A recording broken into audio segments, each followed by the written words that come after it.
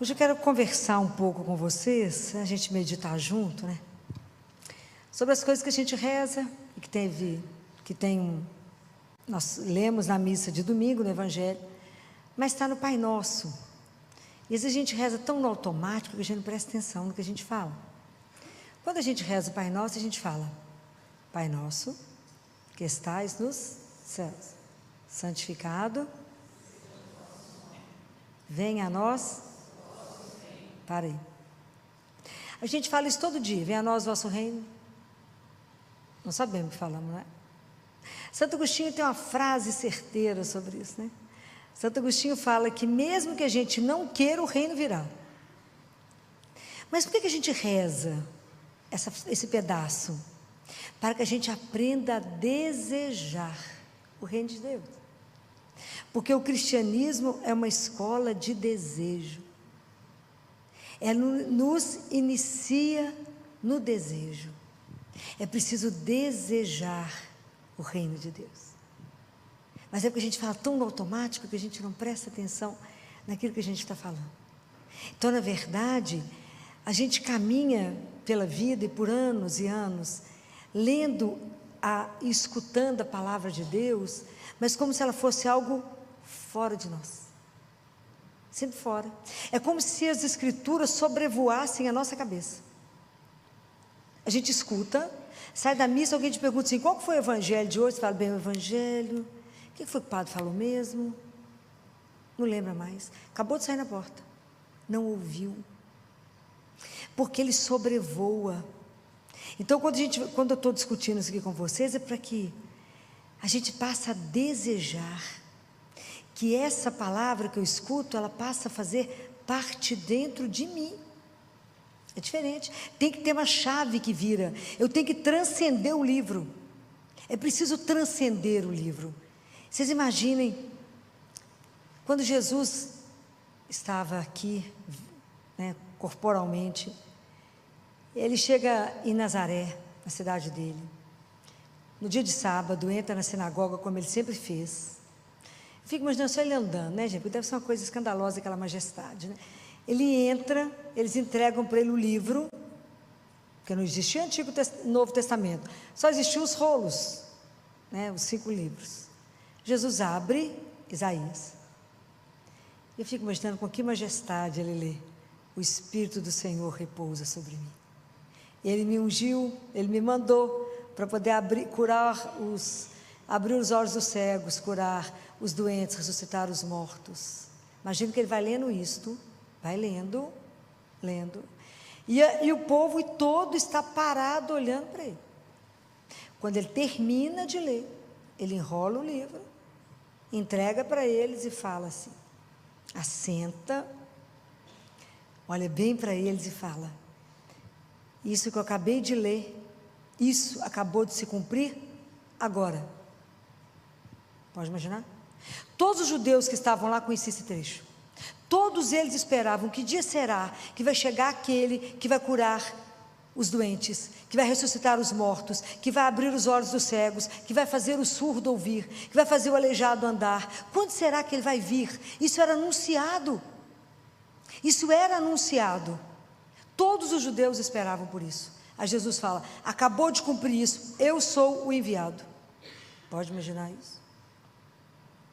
Pode imaginar quando naquele momento, aquilo que estava sendo esperado, chegou. Aquilo que era anunciado, estava ali diante deles. Pode imaginar o impacto disso? Pode imaginar o que foi isso diante de todo mundo? Então, é sair dessa letra que sobrevoa a minha cabeça e entrar na minha vida. E fazer a diferença na minha vida. Então, eu saio da religião de um livro e passa para ser a religião de alguém, centrada em alguém, que se chama Jesus. Pode imaginar o que foi Jesus andando no meio daquele povo? Isso era onde Jesus chegava o reino. Pode imaginar quando ele chegou diante daqueles que não escutavam e os fez ouvir. Quando eu fico imaginando, esses dias nós ficamos emocionados com uma criança lá no hospital, lá na Santa Casa, que tem um trabalho de saúde auditiva belíssimo, e o sonho de uma criança era escutar o barulho do mar. já estava com uns 5 anos, 6 anos, nunca tinha escutado o barulho do mar. A gente que escuta não tem noção do que significa isso. E aí colocou o aparelho lá na Santa Casa, etc., conseguiu tudo. E quando a família filmou, a emoção dela quando viu, escutou pela primeira vez o barulho das ondas do mar. Tanto que ela chorava, a gente chora, a gente fica emocionado só de lembrar dela chorando diante do mar, porque escutou pela primeira vez o barulho das ondas. E aí vocês imaginam quando Jesus chegou, diante daquele povo sofrido, fez o cego enxergar, fez o surdo ouvir, ressuscitou Lázaro, pôs o coxo para andar. Quanta coisa ele foi fazendo. Pode imaginar, onde ele chegava, chegava o reino. Aquele povo estava desanimado, destruído, tinha a palavra, tinha ele. Pode imaginar o que foi o encontro de Jesus com Madalena, a mulher que ele tirou 7 demônios. Pode imaginar como é que era uma mulher quebrada dentro dela, dilacerada, rasgada, quando ela encontra com ele, que Jesus a amou e deu a ela um desejo de ser, que ela já achava que nem era nada. Pode imaginar o que foi devolver isso a ela. Eu fico imaginando a cara dos apóstolos, começaram a conviver com ele, aquele povo que entendia tudo de mar, acostumado a pescar, acostumado a enfrentar tudo, mas nunca tinha andado sobre as águas. Pode imaginar que espetáculo era aquele? Eles nem sabiam que o pão matava a fome do coração. Eles só sabiam que multiplicava e matava a fome, mas a fome da alma, o desejo que eles tinham. Imagina ver acontecer aquilo que era prometido, acontecia, ele estava ali. Vocês imaginam o que é o mistério da encarnação? Quando Deus vem até nós, na nossa miséria se faz tão próximo através de Jesus. Por isso a anunciação do nascimento de Jesus é: alegrai-vos, porque Deus veio até vós. Isso é uma coisa alucinada. É um projeto de salvação que só Deus podia pensar nele, na beleza de que é um Deus que faz tão próximo, que o reino é Ele. Então eu fico imaginando, quando aquelas pessoas que ninguém mais podia nem conviver, pode imaginar o que era Zaqueu? Zaqueu, ninguém queria nem ver Zaqueu, ele era odiado, porque ele roubava demais do povo, né? Com os impostos, o povo não queria nem ver Zaqueu. Tanto que ele subiu numa árvore, né, para ver Jesus. Pode imaginar o que foi Jesus olhar para ele e falar: desce Zaqueu, hoje eu vou para a sua casa. Pode imaginar o que foi Mateus do Evangelho, ele era cobrador de impostos, e passa Jesus, olha para ele e fala: me segue. Pode imaginar para essas pessoas que elas não tinham mais a menor esperança de nada, que as coisas estavam acabadas, e chega Jesus e transforma. Porque na verdade ninguém que passou perto dele permaneceu a mesma pessoa, até a água se transformou em vinho. Nada ficou igual. Nada ficou igual. Então vocês imaginem que era o reino chegando, era a profecia de tudo que eles tinham visto, porque os profetas existiram até João Batista, filho de Isabel. Depois de João acabou a profecia, porque se cumpriu em Jesus todas as promessas. Isso é simplesmente escandaloso, é maravilhoso. Imaginar isso acontecendo, o reino de Deus chegando e Deus mostrando algo diferente. Então, para que isso transcenda, isso saia daqui que está escrito, tem que ter uma virada de chave dentro de mim, para que essa palavra também em mim faça uma vitalidade. Então hoje nós temos que pedir a Jesus que a vitalidade que carrega o nome de cristão, se alguém te pergunta, você fala: sou cristã, eu sou cristão. Nós temos que carregar dentro de nós essa vitalidade, dessa semente, que é essa palavra que tem a força dentro dela, e que depois que ela foi semeada em nós, ela cresce, porque o importante não é quem semeia nem quem rega, é quem faz crescer. E quem faz isso crescer dentro de nós é Deus, se o nosso coração está aberto. Então por isso que é a escola do desejo. Claro que a gente precisa desejar a Deus, Deus nos deseja mais do que a nós, porque nós desejamos a Ele. Então hoje somos nós que fomos ungidos, hoje sou eu e você, cada um de nós, que temos que fazer com que esse reino de Deus continue acontecendo, porque esse reino vem, ele exige de nós um esforço. ele não é uma coisa de graça, ele é um dom de Deus, mas ele exige de mim um esforço, porque eu tenho que desejar, eu tenho que querer, eu tenho que permitir tudo isso, eu tenho que investir nisso, eu tenho que permitir que essa semente seja trabalhada em mim. Como é que nós vamos trabalhar o reino em nós? Porque para mim poder colocar esse reino no mundo, primeiro tem que acontecer aonde? Em mim. Não tem jeito. Por isso que ele é feito à força. Porque se a gente não estiver construindo o reino de Deus, nós estamos construindo o nosso próprio reino. Isso é muito sério. O reino não é nosso, o reino é de Deus. Mas nós somos o pequeno resto dele, né? E somos nós que temos que colocar isso hoje no mundo. Afinal, mas lá era fácil naquela época, era só falar com ele, só levar o cego até ele, levar o surdo, colocar os doentes para que ele passasse. E hoje? Jesus está vivo? Certeza? Certeza mesmo? Está vivo? É possível falar com ele? Claro que é, que pena que só alguns respondem. Claro, essa é a nossa riqueza, é Jesus vivo. Hoje eu posso chegar perto dele e ser curado? Posso. Hoje eu posso, da mesma forma que já fui ungida, mostrar para aquele que está destruído, deprimido, acabado, achando que a vida acabou, que não tem possibilidade, eu posso mostrar para ele onde há fonte de vida, que não sou eu, mas é ele. Eu já posso mostrar que Jesus está vivo, ali, como ele diz, corpo, sangue, alma e divindade, um Deus à nossa disposição que nos escuta. Hoje eu posso trazer aquele que está doente diante dele. Hoje eu posso levar alguém para receber a Eucaristia. Hoje eu posso trazer pessoa diante dos sacramentos, para que ela seja renovada, a vida seja transformada, e ela tenha o desejo de voltar à vida. É por isso que Jesus fala que o reino de Deus é assim, é uma sementinha, porque ela começa perto de você, dentro de você, uma sementinha pequena, como grão de mostarda, e ele cresce, à medida que você permite que ele cresça. À medida que você se permite se colocar diante dele, à medida que você se permite ser trabalhada por ele, e viver esse mistério, essa palavra que antes sobrevoava a sua cabeça, agora ela faz parte de você, agora é ela que dita a sua vida, agora é ela que te alimenta, ela é o seu sustento, ela te põe de pé e ela te caminha, faz caminhar.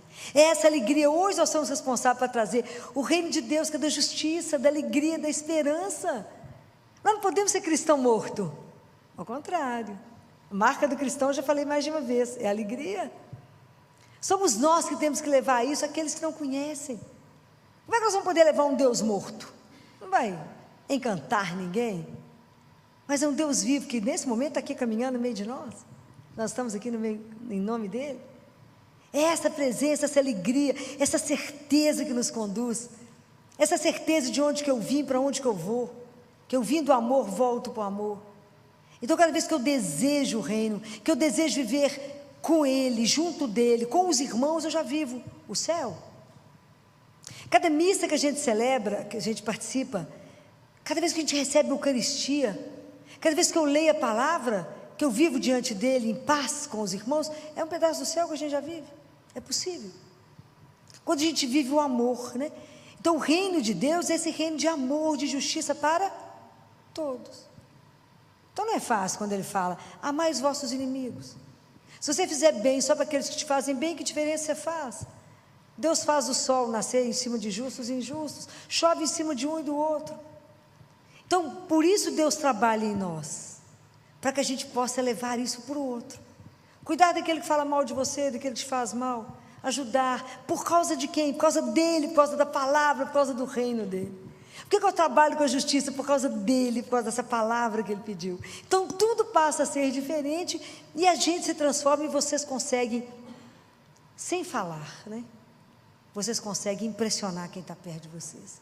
As pessoas vão querer saber, por que você age assim?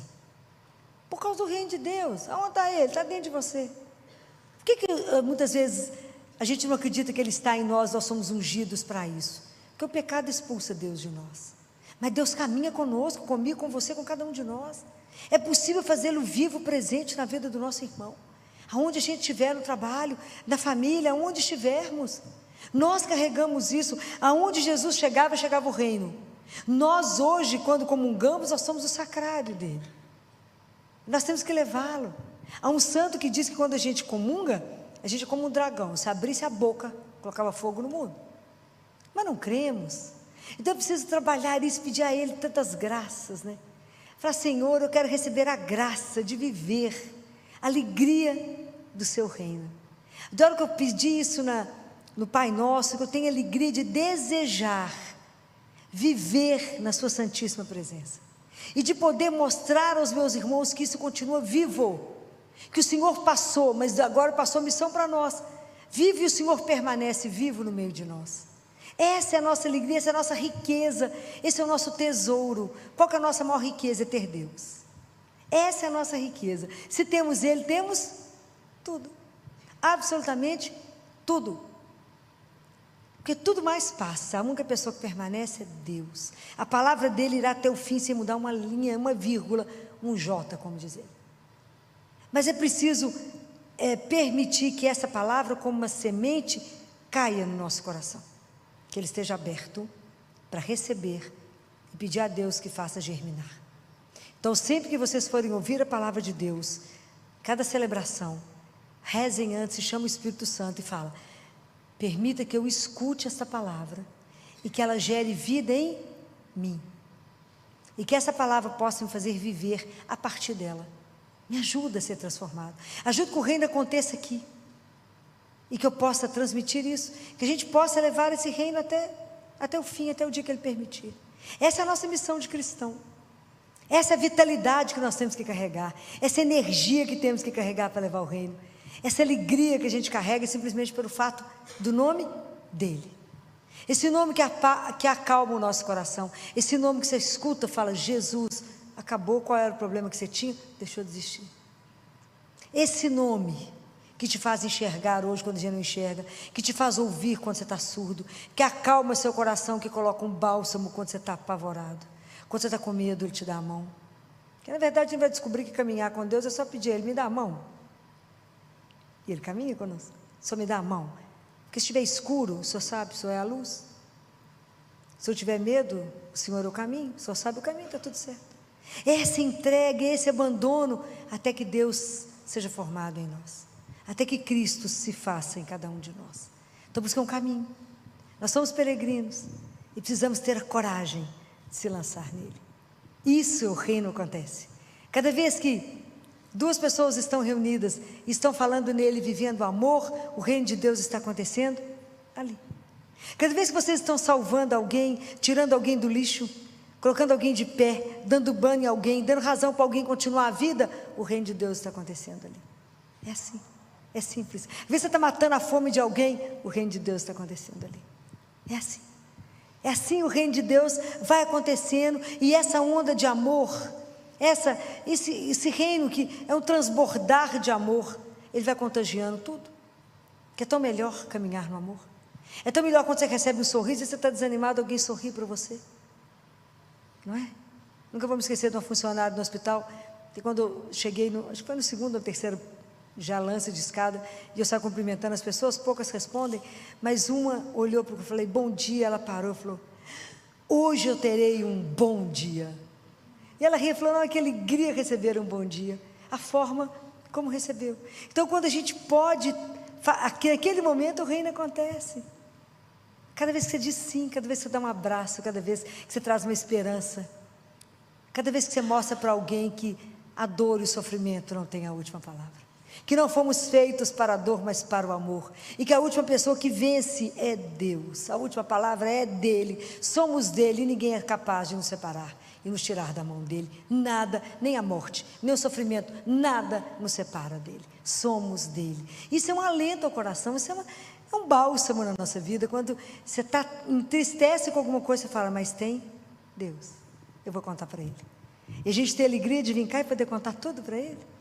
E saber que depois que eu entreguei é dele. E eu posso ir embora até pulando, porque já não me pertence mais o problema. Agora é com ele. E ele vai fazer. Por quê? Ele me ama. Essa certeza vocês têm que carregar no coração de vocês. Por que ele vai resolver para mim? Porque ele me ama. Então ele nunca vai me dar o bom, ele vai me dar o ótimo. Deus não precisa de nós. Mas ele quis assim. Ele quis usar de cada um de nós. E Ele precisa que hoje cada um de nós deseje o reino. E deseje trabalhar pelo reino. Deseje fazer com que todos conheçam esse amor de Deus que veio nos salvar. Que cada um conheça que é um filho amado. Que cada um conheça que tem um pai. E que por isso pode descansar. Por isso não precisa se desesperar. Que para tudo tem uma solução. Para tudo tem uma saída. Desde que eu conte com a pessoa certa. E a pessoa que vai resolver qualquer situação. A mais difícil que possa existir, que a gente não vê saída, é um só. É Jesus de Nazaré. E é de graça. À sua disposição, 24 horas. Então Jesus continua vivo. E essa é a alegria. A profecia, as promessas já acabaram. Aquele esperado já chegou. Que o nosso coração possa desejá-lo, possa abraçá-lo, possa de verdade falar: Senhor, que alegria saber que aquele anunciado, aquele esperado já está no meio de nós. Louvado seja nosso Senhor Jesus Cristo. Que seja. É uma alegria a gente poder estar aqui reunido. Então, primeiro, gratidão a Jesus por a gente ter conseguido chegar, que é muitas batalhas para chegar, não é? Gratidão às irmãs que nos convidaram para poder estar aqui, e alegria e gratidão pela presença de vocês. Hoje eu gostaria que a gente pudesse conversar um pouco sobre oração. A oração é a respiração da alma, é o oxigênio da alma. Por isso a gente está aqui para pedir a Jesus uma coisa. Vocês lembram o que os discípulos pediram para Jesus? Senhor, ensina-nos a rezar. Porque muitas vezes com a nossa oração, a forma como a gente está rezando, pode não estar alimentando a nossa alma, e a gente estar angustiada, que está igualzinho um asmático que não consegue entrar ar, não é?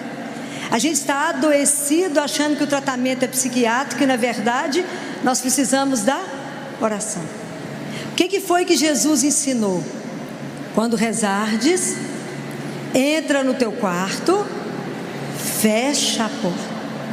Então, nesse pedacinho eu queria comunicar uma coisa com vocês.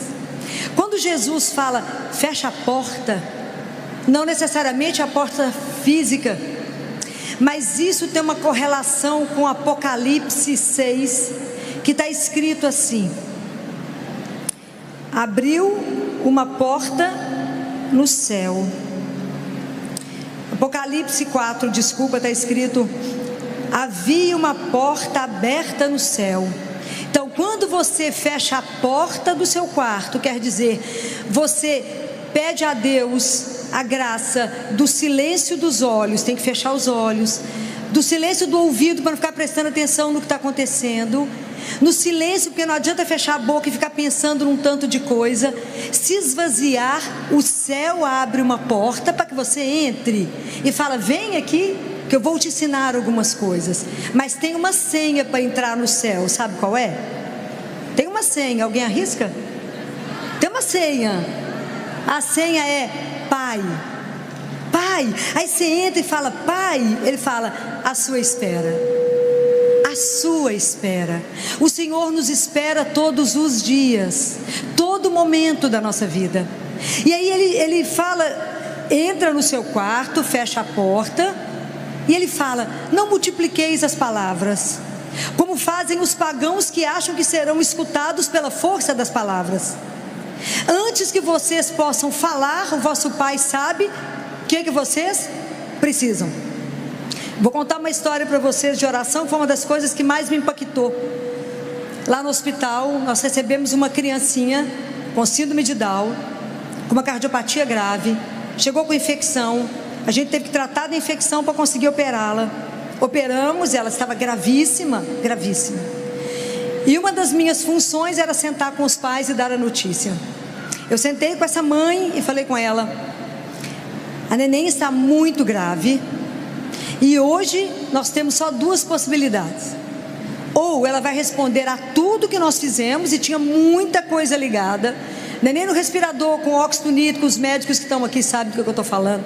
Muitos remédios. ou ela vai morrer. A equipe inteira achava que ela não ia dar conta, porque era uma neném que não tinha nem 3 quilos, muito desnutrida. Essa mulher olhou para mim e falou assim: a senhora já acabou? Já.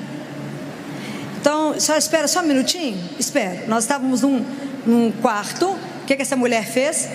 Ajoelhou e fez a seguinte oração: em nome do Pai, do Filho e do Espírito Santo. Ela falou assim: Jesus, me dê a graça de criar uma criança com síndrome de Down, porque todas as outras que o Senhor me deu são perfeitas. Em nome do Pai, do Filho e do Espírito Santo. Acabou a oração. Ela olhou para mim e falou assim: doutora Filó, a minha filha acabou de ser curada. Pode imaginar? Eu entrei com ela para dentro do CTI, o paciente, a criança é muito grave, e ela falou comigo assim: a senhora sabe que eu sou analfabeta e que eu não sei ler, mas eu reconheço todos os números, doutora, e todos os dias a senhora irá vir cá e me contar que diminuiu um número desses remédios. Assim seja. Amém? Amém? Muito bem, vocês podem imaginar que todos os dias que eu chegava para dar notícia, realmente a gente tinha diminuído algum remédio. E ela falava comigo assim: está vendo? A senhora diminuiu esse, diminuiu esse, diminuiu esse.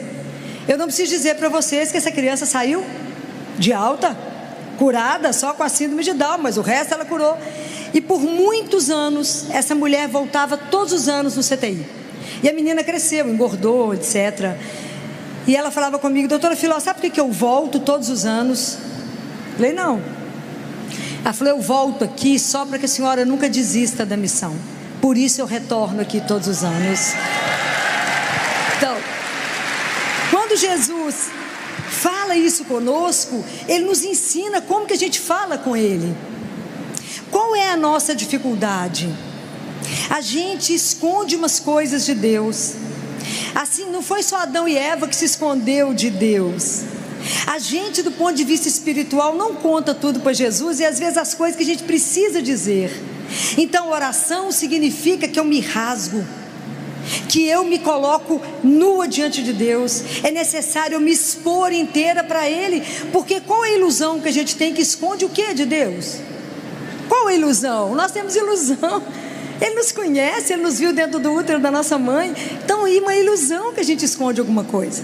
Então, existe um livro que eu gostaria que vocês todos lessem. Esse livro, na verdade, Jesus fez para os sacerdotes, mas a gente vai lá e lê também, né?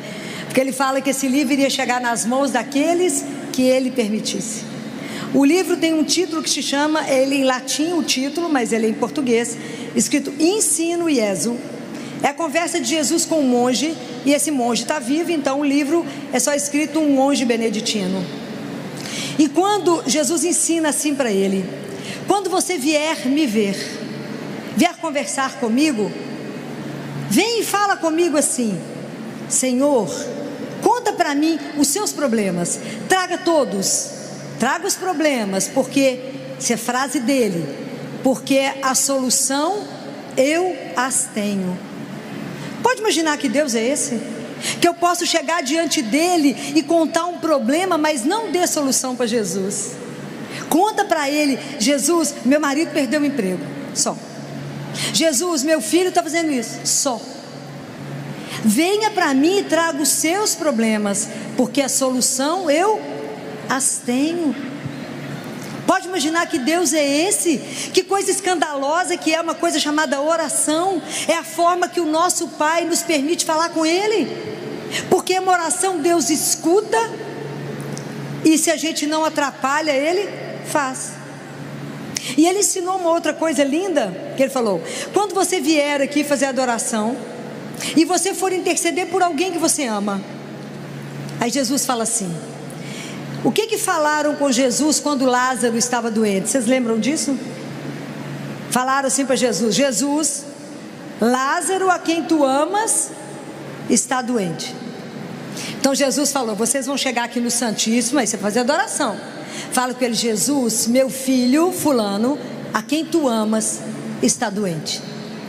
E aí, Jesus continua, ele fala: aí você tem que confiar no amor que eu tenho por essa pessoa. Não tem que sugerir nada, e nem tem que ter curiosidade sobre o que eu vou fazer com ela. ok? Porque a gente não pode ficar lá falando com Jesus: ô Jesus, você já resolveu aquele negócio? Porque quando a gente entrega, é dele, é dele, é dele, não te pertence mais, é somente dele. Isso, e ele falou: não fique preocupado com a vida do outro, preocupe apenas com a situação da sua alma, porque eu posso te chamar hoje. Jesus não é brinquedo. Não fica curioso com a vida do outro, mas preste atenção na sua alma. E isso é uma das coisas tão lindas. Vocês têm ido fazer adoração ao Santíssimo? Pelo menos uma vez por semana? Ah, muito bem, tem que ir lá ver Jesus. Ele se queixa do quanto ele fica sozinho. Sabia que essa é a 8ª dor de Nossa Senhora? Ela conta isso, que é o abandono de Jesus, o Santíssimo, é a 8ª dor dele, que a gente passa na porta da igreja e não vai lá dar um beijo nele, não vai lá falar com ele. E Jesus, ele escuta. E sabe o que me encanta na oração? Porque você não tem que marcar a hora, ele que te espera, você chama, ele está ali, ele não te exige uma roupa nova, ele não te exige nada. E aí a gente reza deitado, coberto e no escuro. Estou falando alguma mentira? Qual consciência que temos de Deus vivo? Zero. Se eu for na sua casa agora, você vai colocar a melhor toalha, melhor louça, e eu sou nada, um pó, igual a você. Mas Ele é um Deus vivo. Compreendem? Falar com Jesus é simples. Em outubro, eu faço adoração algumas vezes por semana. E aí eu saio do CTI, passo para fazer adoração. Cheguei lá e falei com ele: Jesus, a gente tem que programar tanto de assunto, né? Eu tenho muito assunto com ele. Falei com ele assim: Jesus, primeira coisa que eu preciso falar com o senhor é que as cadeiras lá das mães ficarem no CTI está muito ruim. O senhor olhou? Que a cadeira está dura, Jesus. As coitadas das mães ficam ali, não tem como inclinar, não tem como levantar as perninhas, não tem nada. E elas não ficam umas horas, elas ficam às vezes dias, meses. Então, o senhor falou que é para trazer o problema. Nós somos pobres, não temos dinheiro para comprar. Problema entregue, ok? Problema entregue. Entregue está entregue. Agora eu falei: agora o próximo assunto. Aí nós vamos para os outros assuntos. Pega aquilo lá, o dinheiro me pertencia. Isso foi na quinta-feira. Na segunda-feira eu estava no CTI trabalhando. Quando eu olhei para a porta, tinha um dos milionários que costuma ir lá me visitar.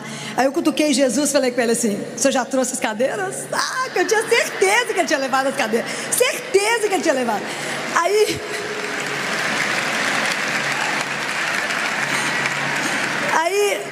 Aí eu fui, recebi a pessoa.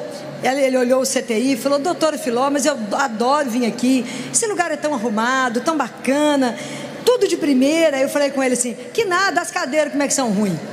Falei com Jesus: não estou pedindo, só mostrei que a cadeira é ruim, falei mais nada. Serviu o cafezinho, etc, e foi embora. Eu também. Na hora do almoço ele me ligou e falou: doutora Filó, eu não posso dirigir o carro que eu dirijo, dormir na cama que eu durmo, ter avião que eu tenho e saber que um irmão está dormindo naquela cadeira. Eu só preciso saber quantas a senhora precisa, porque eu já liguei para a loja para entregar. Isso é espetacular. Então, oração é uma coisa espetacular. Você vai lá e entrega para Ele. Mas quando você entrega e não dá sugestão nenhuma, e nem fica cobrando dele. Você já resolveu o negócio? Entregou, está entregue. Esquece porque não te pertence. Eu acho isso absolutamente maravilhoso. Alguém pergunta: você tem problema? Nenhum, já entreguei todos, né? Qual problema eu tenho? Nenhum, já entreguei na mão de quem? Resolve. Ele resolve. E é só isso que basta. É preciso resolver. Entregar é confiar. Aí vocês falam assim: ai Filó, mas eu queria tanto poder conversar com Jesus hoje, vivo. Vocês não conversam com Ele não, vivo? Aonde que vocês encontram com Ele, vivo? Que vocês pegam nele, aonde? Na Eucaristia. E aí quando vocês recebem a Eucaristia, qual que é a primeira coisa que vocês têm que falar? Obrigado, Jesus, obrigado, porque o Senhor não desistiu de nós. O Senhor permaneceu, o Senhor não desistiu de mim, o Senhor se faz meu alimento e meu sustento, o Senhor é a força que carrega esse corpo, é o Senhor que me levanta, igual está lá em Isaías, aqueles que contam com o Senhor renovam suas forças, né? Voam como águia, corre sem se cansar e vão para frente sem se fatigar. Não pode esquecer de falar obrigado. Jesus fala isso para uma mística francesa, Gabriele. Ele fala: Gabriele, quando você recebe uma visita importante, você não deixa ela sentada na sala e vai para a janela ver quem está passando. Mas é assim que a gente recebe a Eucaristia. Recebe a Eucaristia e fica de olho em outro que está comungando, vê na roupa do outro, ou vai para os pés de Nossa Senhora com todo o amor que eu tenho a ela. É lugar de ir para ela? Não. Vocês acabaram de receber Jesus vivo. Como é que vocês vão parar em outro lugar e ficar vigiando quem está rezando ou não?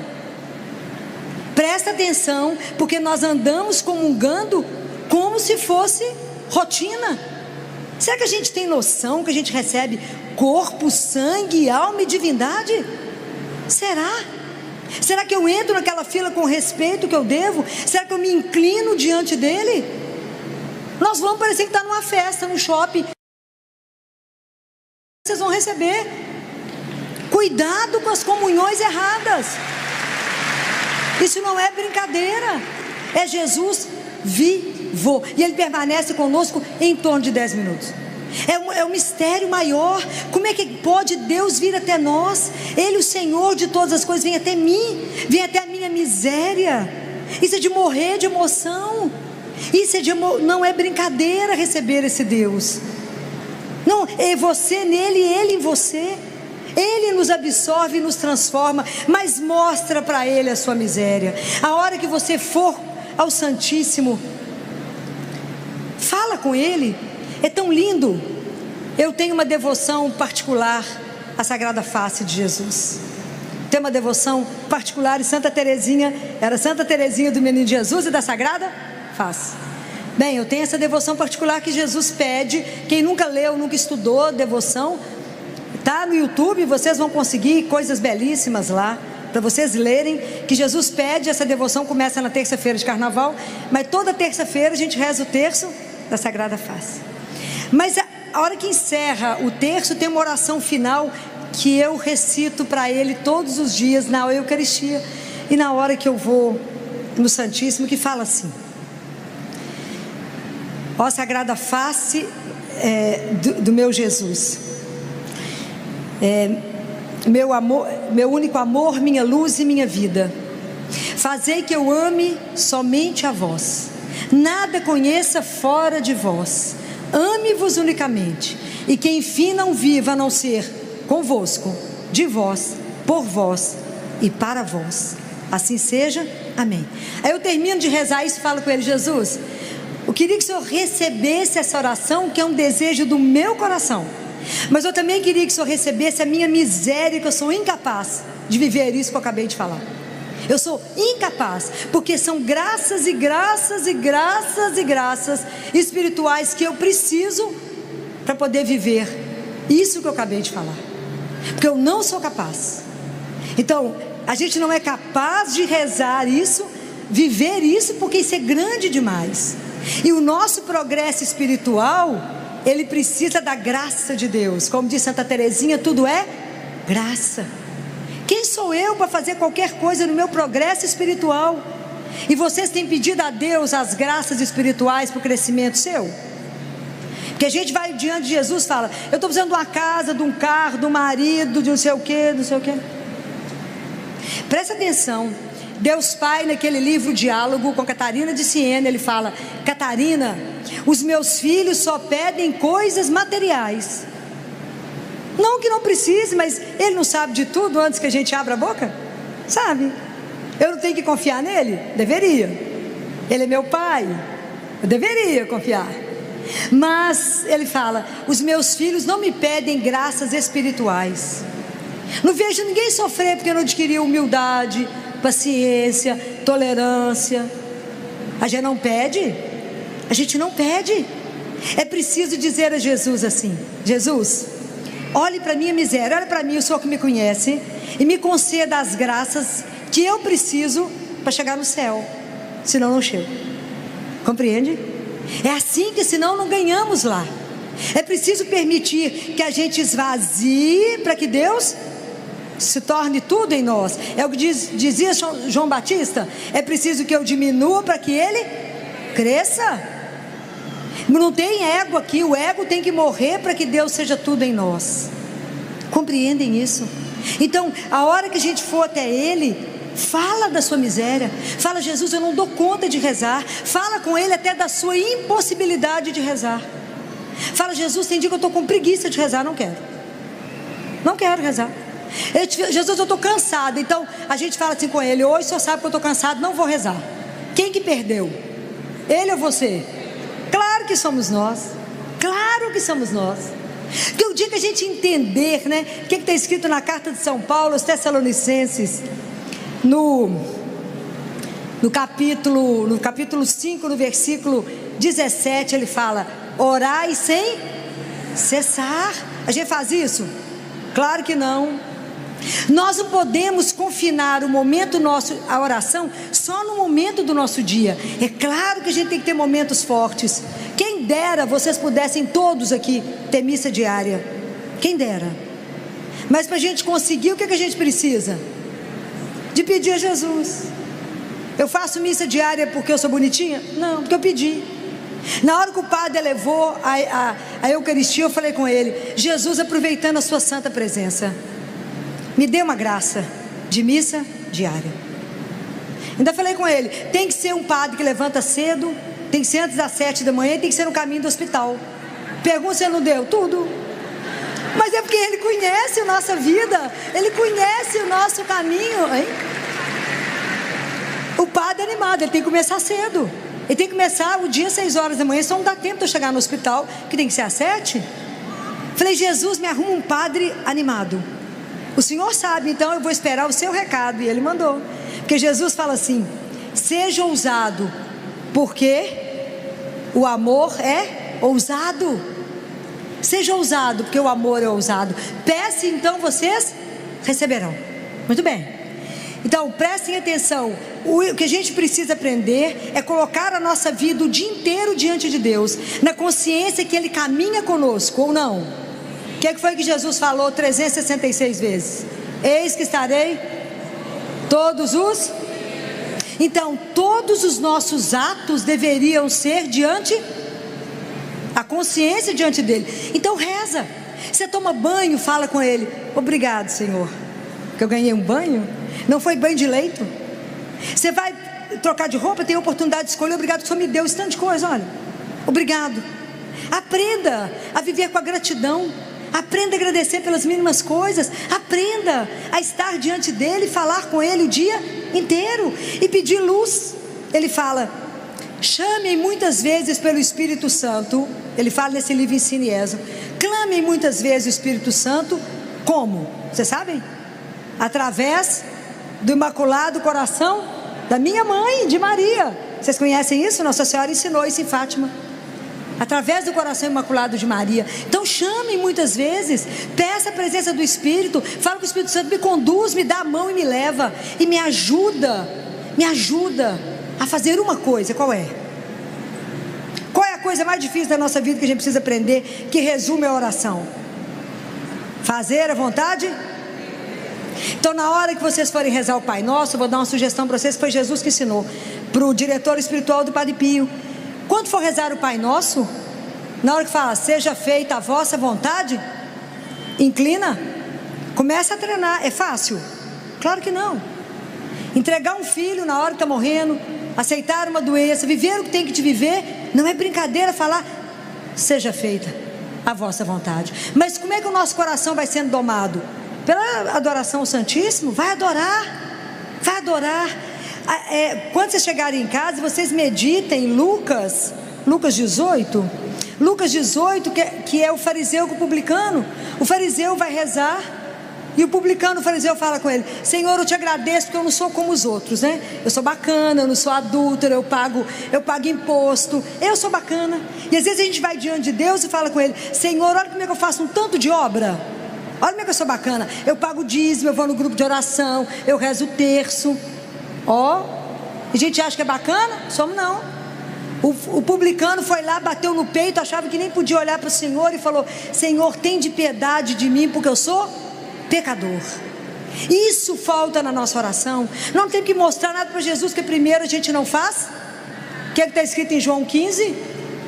Aquele que permanece em mim dá muito fruto, porque sem mim nada, gente, mas nada é nada, viu? Pode guardar isso que eu estou falando com vocês. Nada é nada. Bento XVI falava assim: quanta obra inacabada, quanto esforço perdido. Por quê? Porque as coisas não começaram a partir de Deus. Tudo que vocês forem fazer, comprar um carro, comprar um óculos, comprar uma roupa, qualquer coisa, vocês vão lá e perguntam para Ele, porque Ele é o Senhor, ou não. Se Ele é o Senhor, tudo eu tenho que perguntar para Ele. Ela fala: Jesus, você está achando que eu devo comprar esse negócio? É simples, a conversa com Ele é simples. O que a senhora acha? Me orienta, me ilumina. Eu faço isso ou não faço? É a intimidade com o Senhor nosso Deus que nos permite, porque foi Ele que falou: não vos chamo servos, mas tenho-vos chamado amigos. Pode imaginar que privilégio é esse, da gente poder conversar com Ele assim? E lá no Santíssimo, Ele fala no livro Ensine Ezo: o dia que as pessoas souberem que eu estou vivo lá, as igrejas não caberão. Do nascer ao pôr do sol estará lotado. Então aproveita que Ele é de graça, aproveita que não marca a hora e vai visitá-lo, vai vê-lo enquanto nós temos tempo, igual nós o vimos aqui agora. Nós católicos estamos perdendo essa dimensão, que é um mistério, um dos maiores mistérios. É tão lindo que há um relato místico, né? Que quando Jesus terminou de lavar os pés dos apóstolos, Jesus assentou e disse que os anjos ficaram assim, parados olhando, que Ele chamou o Pai e pediu ao Pai permissão para que Ele ficasse em cada gota de vinho, em cada pedaço de pão. E Ele fala com o Pai: se eu não ficar, eles não darão conta. Não é de chorar? Isso é uma coisa louca, saber que o tanto que Deus nos ama, o tanto que Ele cuida, o tanto que Ele está por perto de nós. Então Jesus é o nosso mestre de oração, porque eu fico imaginando que eram aqueles discípulos vendo Ele rezar. Como que Ele experimentou isso como filho? Tudo que Ele ia fazer, Ele perguntou ao Pai. Passou a noite em oração para escolher os apóstolos. Tudo que Ele ia fazer, Ele falava com o Pai. Nós que não sabemos nem engatinhar, achamos que resolvemos tudo sozinho. E resolvemos? Não. Bem, essa é uma parte que eu queria que vocês entendessem. Mas eu queria falar de uma outra coisa. Jesus fala nesse livro, Ensine Ezo, que depois da Santa Missa existe a oração que mais agrada ao céu. Vocês sabem qual é?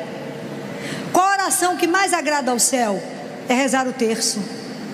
Ele fala que essa oração foi feita no céu para os corações simples, que é uma oração simples.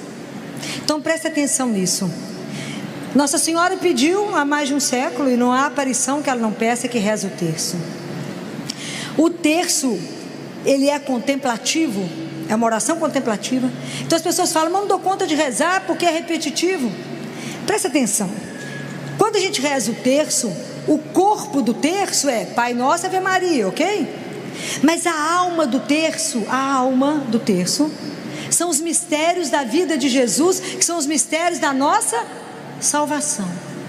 Então, à medida que a gente vai rezando o terço, nós vamos recebendo graças que vai passando da cabeça para o coração, e a nossa vida começa a ser meditada no terço, os nossos problemas, nossas alegrias, sob o olhar de Jesus e de Maria.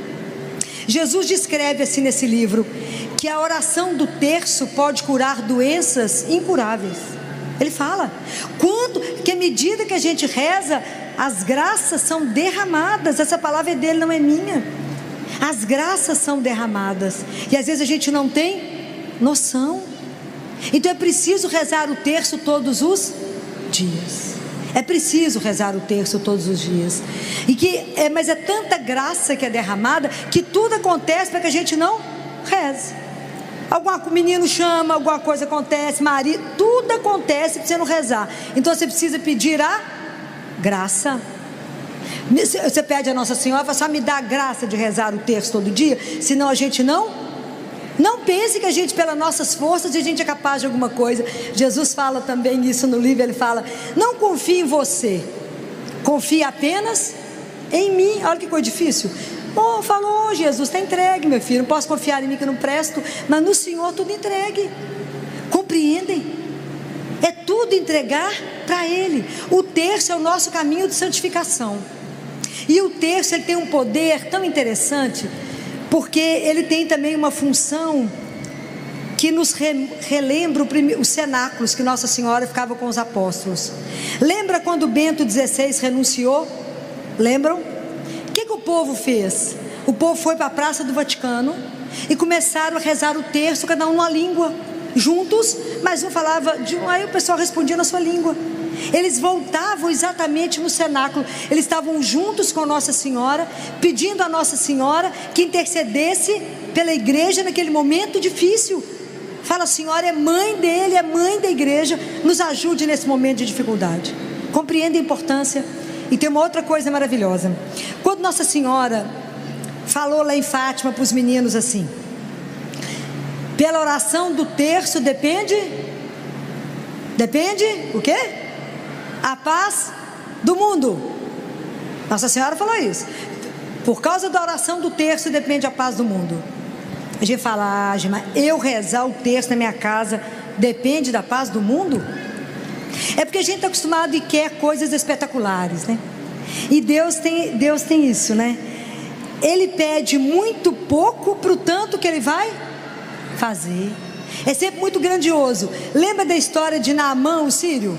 Lembra do sírio que tinha leproso, Naamã, lembra? Que aí, não lembra não? Está na palavra de Deus. E que aí ele vai lá em Israel procurar Elias, lembra? E aí primeiro ele foi no rei de Israel, o rei falou que não era com ele, foi com ele em Elias, e Elias não saiu de onde estava e falou, manda ele mergulhar 7 vezes no Rio Jordão. Aí Naamã ficou bravo, falou, eu andei tanto aqui para mergulhar nesse rio fajuto, eu moro num lugar que tem um rio grande, o rio Eufrates, por que eu vou entrar aqui?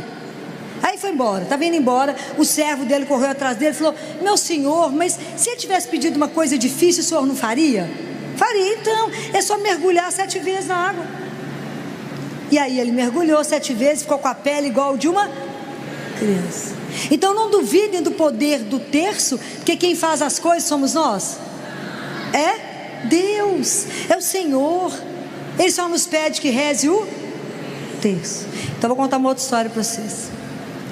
Então muitas histórias de terço, né? Mas eu escolhi uma que em 2011, acho que foi 2011, por aí, o meu irmão, atleta, saudável, estava no fórum trabalhando, advogado, quando ele teve um quadro agudo, ele falou, chame meus irmãos que eu estou morrendo.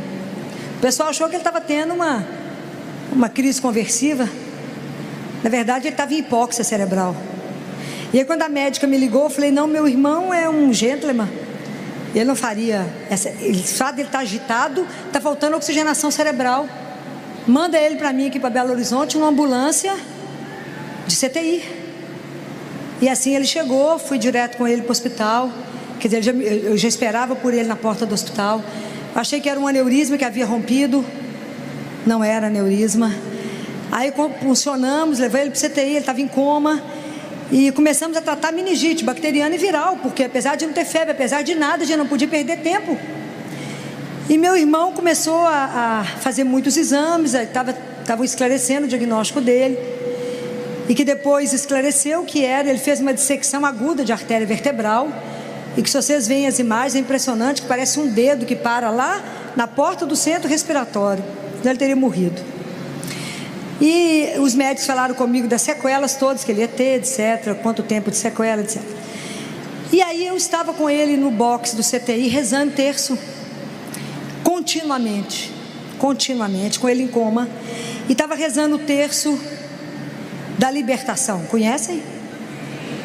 Se a gente fala o nome de Jesus mais de 200 vezes, Então, quando eu terminei de rezar, um deles, né, a técnica de enfermagem chegou e falou comigo assim: você precisa sair para resolver o problema do seu irmão de um exame. Deixei meu irmão em coma e fui resolver o problema. Quando eu voltei, essa técnica falou comigo assim: eu tenho um recado para você. Falei: pois não. O sacerdote que você chamou veio aqui. Eu falei: que sacerdote? Ela falou, eu falei: ele deixou o nome? Não. Ele deixou um telefone de contato? Não. Era o capelão? Não, eu conheço o capelão, não era. Ele foi em algum outro box? Não. Ele veio aqui e deixou um recado para você, que o recado é esse: fala para a acompanhante que estava sentada ali, que conforme solicitado, eu vi, que ela pode ficar tranquila, que não vai ter nada.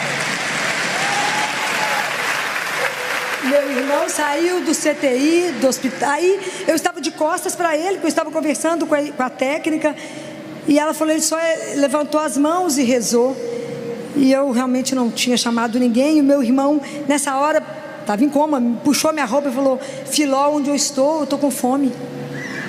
Foi para casa, sequela zero, tudo zero. E o médico que repetiu o exame dele um mês depois, a arteriografia, falou comigo: Filó, se eu não tivesse feito o primeiro exame, eu mesmo feito o primeiro exame, e hoje, um mês depois, repetindo o exame, eu diria que você falou mentira, porque a artéria que o seu irmão teve o problema está melhor, é muito mais perfeita do que a outra. E eu falei com ele: doutor Alexandre, vou dizer uma coisa para o senhor, porque o senhor é ateu, mas eu quero dizer para o senhor que aquilo que Deus cura, Ele não remenda, porque Ele é o Senhor, não é?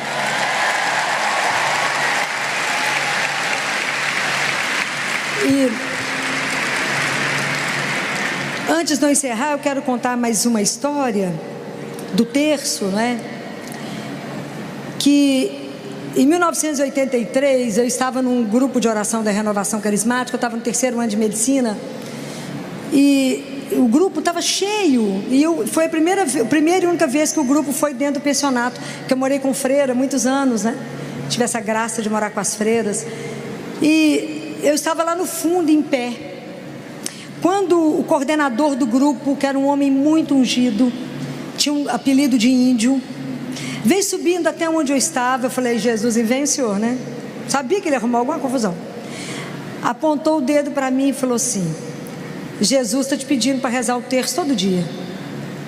Eu falei: qual é o resto do recado? Porque ele sabe que eu rezo o terço todo dia. Ele já sabe. Eu sempre rezei o terço. Ele já sabe que eu rezo o terço todo dia. E no pensionato que eu morava com mais 2 meninas no quarto, Nádias, deram 2 Nádias. E na minha turma era só eu que já estava na faculdade. Todo mundo tinha 17 ou 18 anos para fazer vestibular. E a gente rezava todo dia o terço às 11 da noite. Muito bem. Ele falou, eu falei: pode falar o resto do recado, porque Jesus não dá ponto sem nó, a gente é amigo, eu sei que tem alguma coisa atrás dessa história. Ele falou: ele não falou nada, ele te mandou rezar o terço todos os dias. Ok. O meu quarto ficava, casa de freira, aqueles corredores compridos, e tinha um bebedouro por andar. Então, 11 horas da noite, que tudo fechava no pensionato, imagina, um telefone para 200 mulheres, ninguém acredita nisso, né, gente? Fala a verdade. Um telefone para 200 mulheres, e os moços achavam a gente, eu tô para lá. E o meu quarto ficava do lado do bebedouro. Como estava tudo desligado, tinha um silêncio. O pessoal estava na fila esperando para poder pegar água para levar para o quarto, e escutava a gente lá rezando Ave Maria, né? Santa Maria. A partir daquele dia, de 3 em 3 pessoas, de 3 em 3, foi uma coisa muito interessante, começaram a bater na porta do meu quarto e falavam: o que acontece aqui? A gente reza o terço. Muito bem. A partir desse dia, isso foi final de setembro, outubro, nós começamos a rezar todo mundo, e perto do Natal, antes das férias, nós éramos mais de 100 mulheres que rezavam o terço todas as noites. Mal sabia eu pensar que Jesus tinha uma missão, não é? Quando Ele me mandou o terço todos os dias, isso tem 40 anos, dessa ordem, que até agora não recebi outra para parar. Ele mandou rezar o terço todo dia. Na verdade, ele me preparava, ele me evangelizava, que o cano sujo é o primeiro que recebe água limpa, não é assim? Então, ele tinha que me ensinar para que hoje eu pudesse estar aqui. Mas começou com o terço.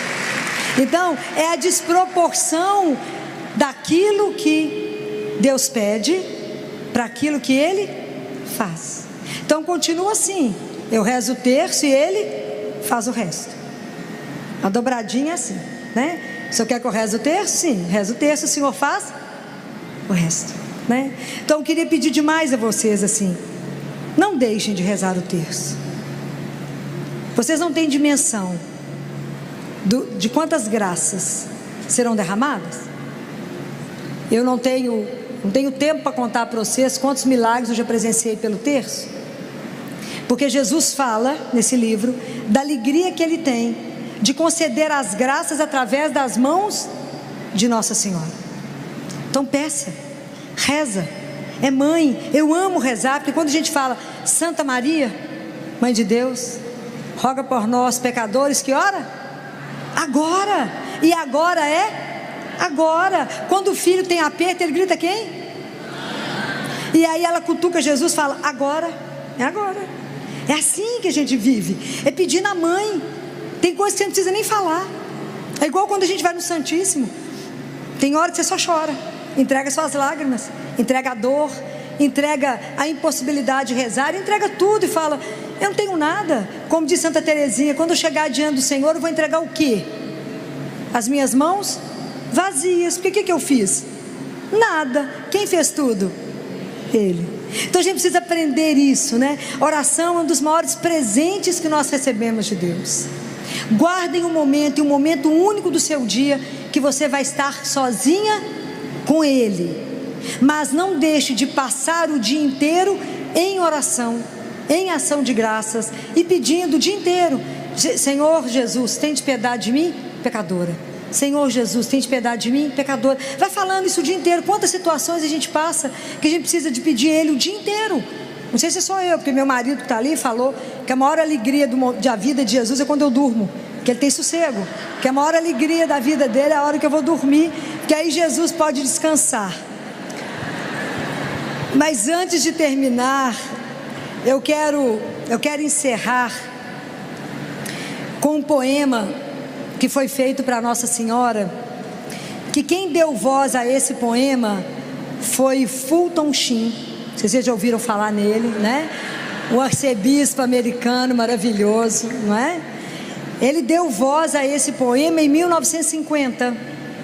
Mas é lindo, e eu não poderia deixar de encerrar essa uma reflexão sobre a oração, para a gente pensar nisso, sem pedir a Nossa Senhora. E é tão lindo porque ela está ali, a Nossa Senhora das Graças, com o manto azul, e a oração fala assim: querida Senhora vestida de azul, ensina-me a rezar. Deus se fez teu filho pequenino, diz-me o que falar. Não costumavas nos teus joelhos sentá-lo com afeição? Não lhe cantavas tu também, como a mamãe, uma canção?